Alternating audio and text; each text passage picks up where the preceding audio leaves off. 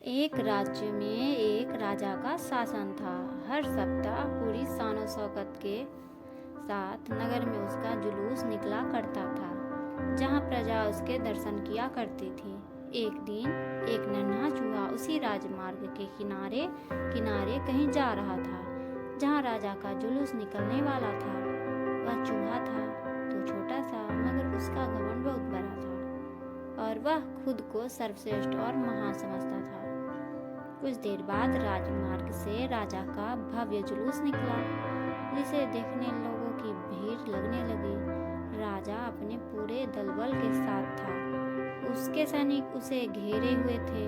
कई मंत्री और अनुचर उसके पीछे थे। वह एक विशाल शाही हाथी पर सवार था। हाथी शाही था, इसलिए उसे भव्यता से सजाया गया था और उसकी शान भी देखने बनती थी। जुलूस में हाथी के साथ एक शाही बिल्ली और एक कुत्ता भी था। राजा का जुलूस देखने को उमड़ी भीड़ राजा के साथ साथ उसके शाही हाथी की भी थी। प्रशंसा हो रही थी। यह सुनकर घमंडी चूहे को बहुत बड़ा गुस्सा आया।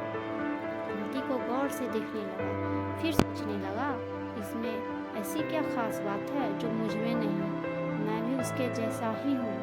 मेरे पास भी 2 आंखें, 2 कान, 1 नाक है, 4 पैर है।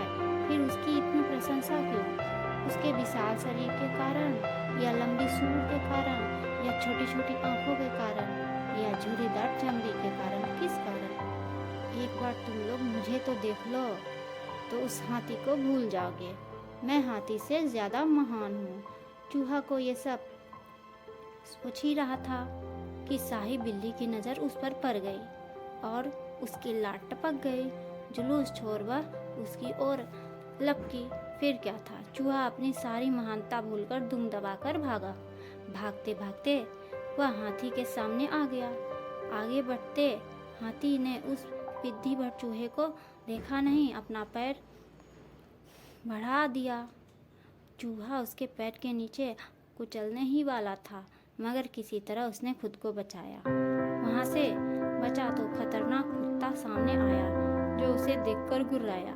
चूहा पूरी जान लगाकर वहाँ से भागा और राजमार्ग के किनारे स्थित एक छेद में घुस गया।